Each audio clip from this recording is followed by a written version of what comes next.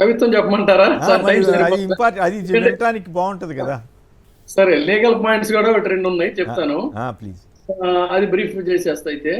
నిమ్మగడ్డ నిమ్మగడ్డ కొట్టొద్దు పేదల నోట్లో మట్టిగడ్డ, సాయం కోసం ఎదురు చూసే దీన జనులపై, ఎండు డొక్కల పుండు రెక్కల బండ బతుకుల నిస్సహాయాలపై, ఉండడానికి గూడు లేక పండడానికి సరైన పడక లేక, ఎండా వానల మధ్య నలిగే పేద నరులపై కసి దేనికి, వారికి ఆసరాగా నిలిచే వాలంటీర్లపై ద్వేషం దేనికి, గూని రాగాలు తీస్తూ శకుని పాచికలు వేస్తూ నిమ్మగడ్డ నిమ్మగడ్డ కొట్టద్దు వారి నోట్లో మట్టిగడ్డ, అనేక సార్లు నీ దుర్మార్గాలపై మాధ్యమాల్లో ఘోషించాను, మంచిగా ఉండండర్రా అంటూ గోల పెట్టాను, పేదల జోలికి పోకండర్రా అంటూ కల్మషాలని మానసాల్లోంచి కడిగేసుకోండర్రా అని విన్నవించుకున్నాను, గతాన్ని నెమరేసుకోవటం మానేసుకోమన్నాను, మొరపెట్టుకున్నాం, మొత్తుకున్నాం, విన్నారు కారు, వేలాడుతున్నారు భూతకాలం చూరు పట్టుకొని,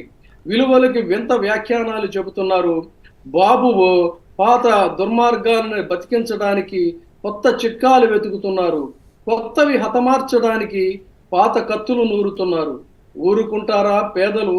కసిగా కసాయిగా ఉపద్రవంగా ఉవ్వెత్తున లేచి ఉద్రేక తరంగాలే తురంగాలుగా ధర్మాగ్రహం కొరడా చేతబూని ప్రజాస్వామ్య విప్లవ సారథులై ముందుకు కదులుతారు, ఎన్నికల కురుక్షేత్రంలో జగన్నాథ రథచక్రాలు వస్తున్నాయంటూ బాసటగా నిలబడతారు, మీ పీచమణుస్తారు, నిమ్మగడ్డ నిమ్మగడ్డ కొట్టద్దు పేదల నోట్లో మట్టిగడ్డ.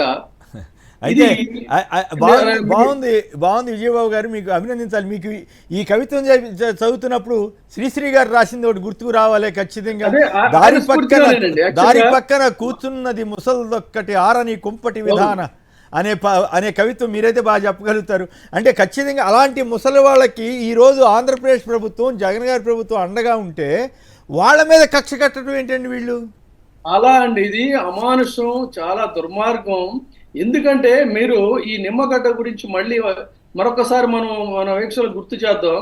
ఇతగాడు చెప్పేటువంటి శ్రీరంగ నీతులు ఎలా ఉన్నాయంటే, మీకు తెలుసు, రాష్ట్ర ఎన్నికల కమిషనర్గా ఉంటూ స్టార్ హోటల్లో 7 స్టార్ పార్క్ హయత్తులో మామూలుగా రాజకీయ నాయకులతో వీళ్ళు అంటకాకూడదు, కానీ ఆ రోజున ఇప్పుడున్నటువంటి విజయవాడ నుంచి పోటీ చేస్తున్నానంటూ బ్యాంకుల వ్యవహారాల్లో తలమునకలుగా బ్యాంకులు ఎగ్గొట్టినటువంటి సుజనా చౌదరితోనూ, తర్వాత ఇప్పుడు మరొక ఎమ్మెల్యేగా పోటీ చేస్తున్నానని చెప్పే కామినేని శ్రీనివాస్తో రహస్యంగా మంతనాలు చేసినటువంటి ఫోటోలు ఆ రోజున బయటకు వచ్చాయి.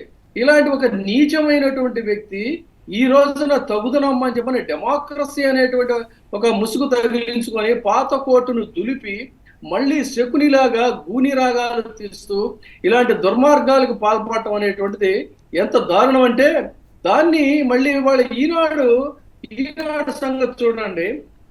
దాంట్లో వీళ్ళని బ్లాక్మెయిల్ చేయటం, బెదిరించటం, వాలంటీర్లని, వాళ్ళకి ఉద్యోగాలు పోతాయంటే ఒక విచిత్ర వాదన ఏంటంటే, ఇదే పనికి మాలిన చెత్త పేపర్గా మారిపోయినటువంటి ఒకనాటి గొప్ప ఈనాడు ఏం చెప్పింది, ఆ పవన్ కళ్యాణ్ మాట్లాడినటువంటి మాటల్ని వాలంటీర్లు అంటే అమ్మాయిలను ఎత్తుకెళ్ళిపోయేవాళ్ళు, వేధించేవాళ్ళు, దొంగలు, దుర్మార్గులు అని చెప్పని చిత్రీకరించారు.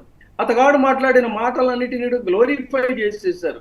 ఇవాళ ఏం చేశాడు, ఇదే దీంట్లో వీళ్ళని బెదిరించే క్రమంలో వాళ్ళంట ఒక్కొక్కళ్ళు కూడా వాలంటీర్లో ఎక్కువ మంది డిగ్రీలు, పీజీలు, ఇంజనీరింగ్, ఎంబీఏ తదితర ఉన్నత చదువులు చదివిన యువతే. వీరిలో చాలా మంది వాలంటీర్లుగా పనిచేస్తూనే ప్రభుత్వ ఉద్యోగాల కోసం సన్నద్ధమవుతున్నారు. కాబట్టి వీళ్ళు కనుక వీటిల్లో ఉంటే వీళ్ళకి ఉద్యోగాలు రావు, ట్రాక్ రికార్డు దెబ్బతింటుందని ఇప్పుడు రాశాడు. మరి ఇంత ఉన్నత విద్యావంతుల్ని ఆ రోజునేమో అమ్మాయిలను ఎత్తుకెళ్ళిపోయే వాళ్ళ కింద వాటి కింద ఎందుకు క్లారిఫై చేశాడండి? అంటే ఆ రోజు రాతలు కోతలు అవి, ఇవాళ రాతలు కోతలు ఇవి. వాళ్ళకి ఎంత అనువుగా ఏది కావాలంటే అది మలుచుకుంటారు. కాకపోతే ఇవాళ లీగల్ గా ఒక్క మాట చెప్తున్నారు వాలంటీర్లు అందరూ కూడా గమనించండి. మీరు స్వేచ్ఛగా మీ ఇష్టం వచ్చినట్టుగా మీకు జరిగిన దుర్మార్గం, మీరు హక్కున చేర్చుకున్న పేదలకు జరిగిన దుర్మార్గాన్ని యథేచ్ఛగా ఇంటింటికి వెళ్ళి మీరు ప్రచారం చేయండి. ఈ అప్రజాస్వామికమైనటువంటి రాక్షస వ్యవహారాలు మీరు ప్రచారం చేయండి, మీ మీద కేసులుండో, మీకు వచ్చిన ఇబ్బంది లేదు. కారణం ఏంటంటే ఇక్కడ జడ్జిమెంట్ నేను చదువుతున్నానండి, సాక్షాత్తు ఇది జడ్జిమెంట్. ఇది model code of conduct does not take away the rights free and freedom of speech అండి. ఇది చాలా స్పష్టంగా ఇచ్చినటువంటి తీర్పు. The model code of conduct and the rights and free speech ఇక్కడ చెప్తుంది ఏంటంటే ఆర్టికల్ 19 సబ్సెక్షన్ 1 అనేది ఫండమెంటల్ రైట్, మనందరికీ కూడా ఇచ్చినటువంటి ప్రాథమిక హక్కు. దీనికి సంబంధించి మనం ఫ్రీ అండ్ ఫేర్ స్పీచ్ అనేటువంటిది చేయొచ్చు, ఎవరు కూడా దాన్ని ఆపలేరు. ఇదే దీంట్లో ఇలా ఈ బాపత నిమ్మగడ్డ లాంటి వాడు కూడా మీకు గుర్తుండే ఉంటుంది, గతంలో స్టేట్ ఎలక్షన్ కమిషనర్ గా ఇలాంటి నకరాలు చేస్తుంటే ఇదే పాయింట్ మీద నేను పాయింట్అవుట్ చేసి ఆ రోజున బాంబే హైకోర్టు ఇచ్చినటువంటి తీర్పు ప్రాతిపదికగా ఇతన్ని ప్రివిలేజ్ కమిటీ పిలిచి ఇతన్ని శిక్ష వేయొచ్చు. ఆ రోజున కమిషనర్ వాళ్ళు పిలిచి బట్టలు మార్చుకోవడానికి కూడా ఛాన్స్ ఇవ్వకుండా అతన్ని జైల్లో పెట్టారు. అన్నప్పుడే ఈ నిమ్మగడ్డ అనేటువంటి వ్యక్తి తోక ముడిచాడు. ఈ రోజు వాలంటీర్లందరికీ మళ్ళీ గట్టిగా స్పష్టంగా చెప్తున్నాను, ఇది ఒకసారి మీకు వీలైతే జూమ్ చేయండి దీన్ని. ఓకే, అంటే ఇంకొక పాయింట్ కూడా ఉందండి, మోడల్ కోడ్ ఆఫ్ కాండక్ట్ అనేటువంటిది. పర్వాలేదు విజయబాబు గారు, ఇక్కడ ఒక పాయింట్ కూడా ఉంది. వాలంటీర్ల దగ్గర నుంచి సిమ్ కార్డులు ట్యాబ్లు తీసేసుకున్న తర్వాత వాళ్ళు గవర్నమెంట్ తో సంబంధం లేని వ్యక్తులు అవుతారు కదా, ఆటోమేటిక్ గా వాళ్ళ ఇష్టం, వాళ్ళు ఎక్కడైతే తిరగచ్చు, వాళ్ళు ఇంకెక్కువ వాళ్ళకి కావాల్సిన ప్రచారం చేసుకోవచ్చు కదా. కరెక్ట్ అండి, అందుకని as if they are citizens of India, అంతే. ఈ సిటిజన్స్ ఆఫ్ భారత రాజ్యాంగం వాళ్ళకి ప్రాథమిక హక్కులు ప్రభుత్వ ఉద్యోగి కాదు కదా, కాదు ప్రభుత్వ ఉద్యోగులు చేస్తుంటేనేమో బ్రహ్మాండం భజగోవిందం. ఇప్పుడు ఆ ఏబి వెంకటేశ్వరరావు మీద ఎన్ని ఆరోపణలు వచ్చినాయి ఆ రోజుల్లో, ఆయనకేమో రామోజీరావు మద్దతు ఇస్తాడు ఐపీఎస్ ఆఫీసర్లకి. వాలంటీర్లు పాపం స్వచ్ఛంద సేవ చేసే వాళ్ళ మీద మాత్రం ఇంత బురద వేస్తారు. రామోజీరావు, చంద్రబాబు, పవన్ కళ్యాణ్ ఇంత దుర్మార్గంగా మారి ఆంధ్రప్రదేశ్ ప్రజల పట్ల సైకోల్ లాగా మారారు. మనం వాస్తవానికి ఏంటంటే ప్రజాస్వామ్యంలో శాంతియుతంగా ఎన్నికలు జరగాలని కోరుకునేవాళ్ళం, కానీ పేదల నోట్లో మట్టి కొట్టేటువంటి దుర్మార్గపు చర్యలకు పాల్పడిన ఈ చంద్రబాబు నాయుడు, పవన్ కళ్యాణ్ లాంటి బాపత వాళ్ళని వాళ్ళ ఎంబీఏలు ఇంజనీరింగ్ లో వాళ్ళు చదువుకున్నారని ఇదే ఈనాడు రాసింది.